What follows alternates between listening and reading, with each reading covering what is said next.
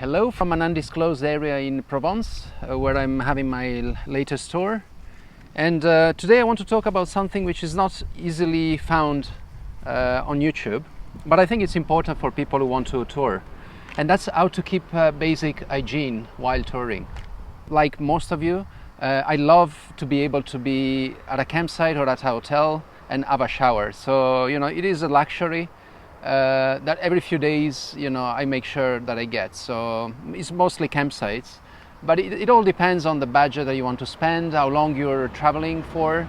And, the longer you're traveling for, the more you want to kind of, lower a little bit your budget. And the only way to do that is to sometime combine campsite and wild camping. In order to keep clean, I carry 4 basic things. This is, of course, besides, your toothpaste, your shaving gel for guys, and whatever the ladies need to bring. I'll have my shampoo, which is used not only for cleaning and washing when I have a shower, but it can also be used to rinse your clothes. If you have access sometime at campsite to a washing machine, I had the shampoo. You don't need to bother with buying powder. Of course it won't be the same, but it will give it will wash your clothes.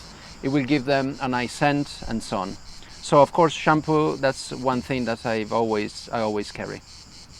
Next thing is baby wipes.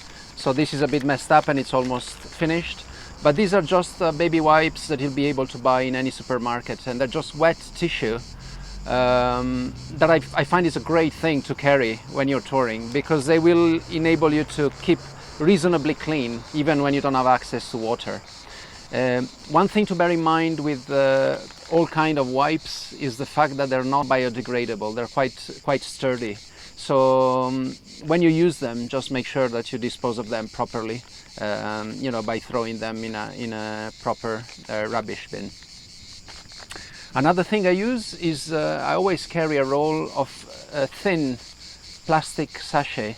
And this has got a double use actually, so it will, as you will see, it's used for basic hygiene, but it's also a good thing to have when you're having some food, for example, and you've opened something and you're not finishing it, and of course you won't be able to leave it open in your bag. So one way to make sure it doesn't spill over is to just put it inside one of these sachets and just tie it properly. So that's a great thing to have as well.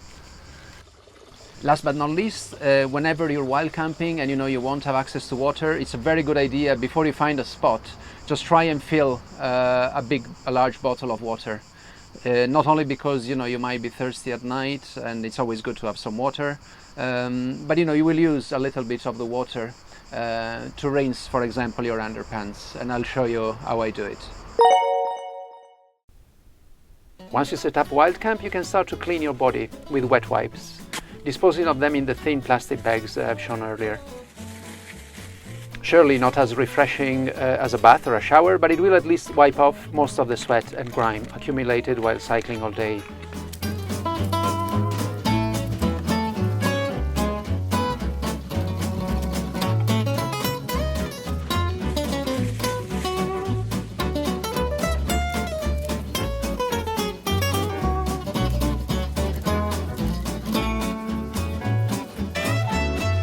Next in my cleaning routine is washing my underwear.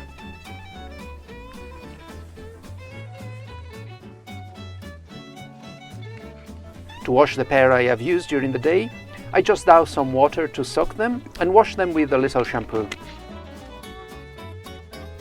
Using regular shampoo this way is not impact-free, as it contains chemicals that, if disposed near waterways, could pollute them. So do use it sparingly with care. A better choice would be to use eco-friendly shampoo or biodegradable soaps whenever available. Now, many cyclists find it uncomfortable to not wear cycling shorts, but I don't. The padding material used to make them comfortable has the downside of being harder to wash and dry daily, especially when not touring in the heat of a summer. The ones I use are from Uniqlo, a Japanese chain of clothing stores. Of course, anything comfortable to wear while cycling, of a thin, quick-drying material, will be fine. Of course, at this stage you could also use the soapy underwear to further wipe your body if necessary.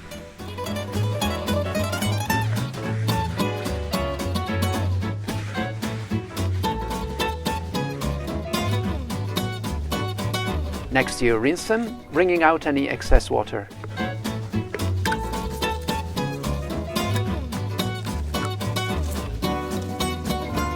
At night I wear the clean set wash the previous night. These instead will be let to dry overnight, and if still damp in the morning, tied on the bike bags during the day until completely dry and ready to be worn the following evening.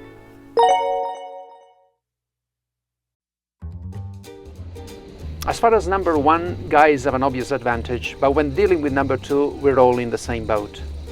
Most times this won't be a problem, as when bike touring we often cross towns or villages where it is possible to stop for a coffee, a snack or a meal and use their facilities. Other times it might not be as easy, for example in remote locations or places where you're concerned to have to leave your bicycle locked and out of view.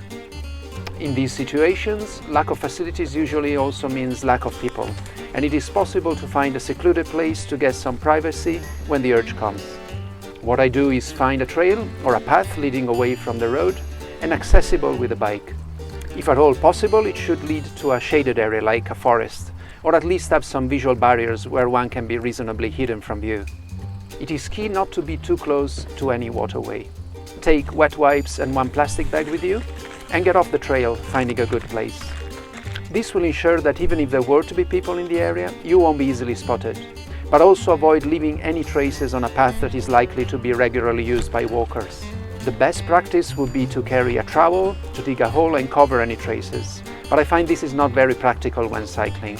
As far as I don't pollute water or risk messing up people's boots, I'm satisfied.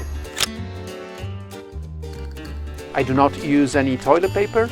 Wet wipes will keep you much cleaner. I store what I use in a thin plastic bag that I carry with me until I can dispose of it. I look forward to hear and learn from your ways and tips to deal with basic hygiene while touring, and look forward to read your comments. Please keep them clean.